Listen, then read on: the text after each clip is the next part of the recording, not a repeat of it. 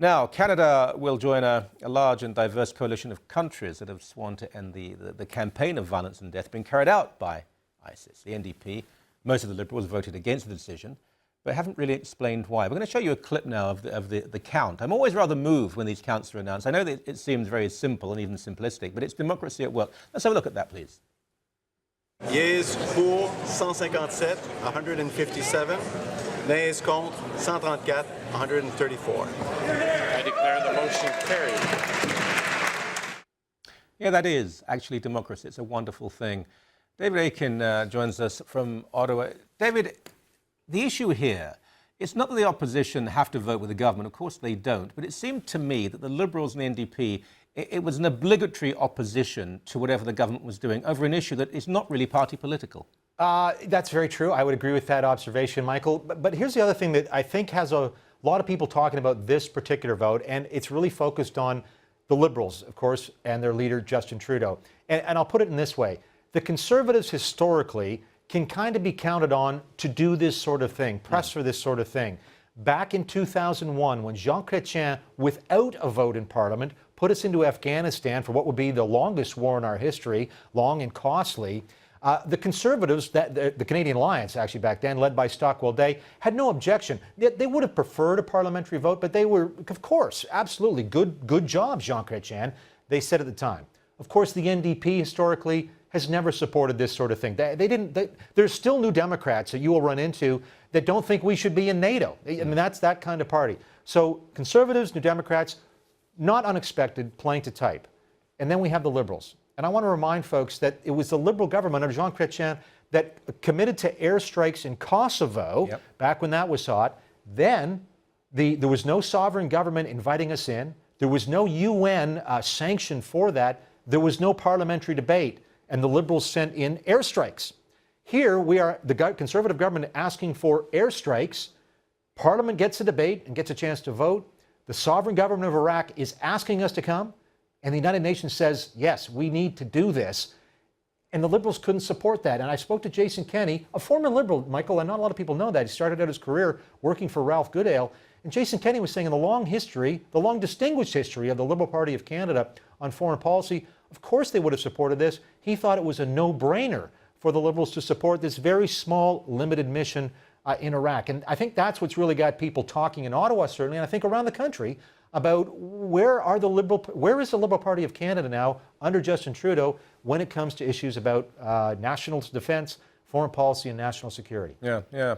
Look, the NDP, you're quite right in your analysis. I happen to think Tom Mulcair perhaps would, in a way, support what is going on, but as a leader of the party, he has to follow the membership. But when it comes to the Liberals, if they had said, we support this as Canadians, but there are many provisos. We want to make sure the government is constantly exposing the public to the truth. We want to know what is going on. And they could have played that game. Of course they could. And I'm glad to say, I think they miscalculated. They're constantly trying to take the left. They want to take the left vote away from the NDP. It's why I think Trudeau was so strong on the abortion issue. I think they've got this one wrong. There's a lot of people in 2011 who voted for Stephen Harper for the first time. The Harper Conservatives want to keep those people. And who are those people? Those are people who have a history of voting Liberal. They're blue Liberals. There's a lot of Canadians that are blue Liberals. Harper's starting to, he's been losing them, and now they look at Trudeau and they go, wait a minute, what are we doing here coming back to Justin Trudeau? Last night, I mentioned I spoke to Jason Kenney. I said, in this parliamentary debate you just had no one in Parliament saying to the government, this is not enough, sir. And Michael, you certainly know, there's a lot of Canadians also saying, really, all we're doing is 6 fighter planes? Why are we not sending some troops on the ground? Have you seen the beheading videos? Do you know what's happening to women and children, to Christians, to Kurds in Iraq? Why aren't we doing more military? But nobody was asking the Conservative government that. And Jason Kenney said, once upon a time, a Liberal opposition would have asked us those questions. And so we have a bit of vacuum in Parliament in the sense we know the New Democrats are going to come in a Conservative government saying, no combat at all. But where was some parliamentarians saying, no, we must do much more? We're a wealthy country, Michael. We're going to have billions in surplus. Let's do all the humanitarian aid we can. And let's also commit some serious military resources that we can afford, that we can do to fighting these, these barbaric Muslims. Now, we've had some very senior Liberals, people who have led the party in the past, who have said they're uncomfortable with Justin Trudeau's actions. we had people, look, Mr. Cotler, who's one of the most respected Liberal MPs, in many ways the Liberal voice, the conscience of the party. Around the world, outside Yeah, Canada. but that's true. Right, That's yes. true. Who abstained. Although Justin Trudeau says, it's okay, we respect that, I don't believe he does. I don't believe it is okay for him.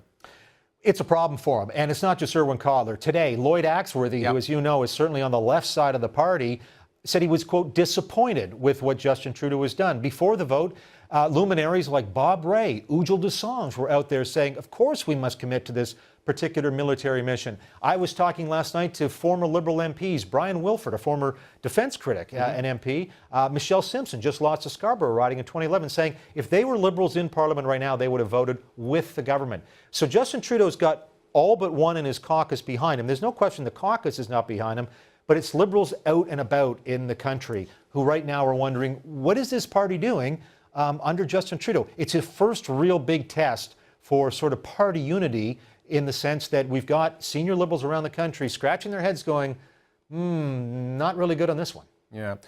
Also, he wasn't present enough physically, metaphorically, in the debates when he was there. He didn't really contribute very much. He made jokes about our fighter planes. Well, that was you appalling. Can't do that.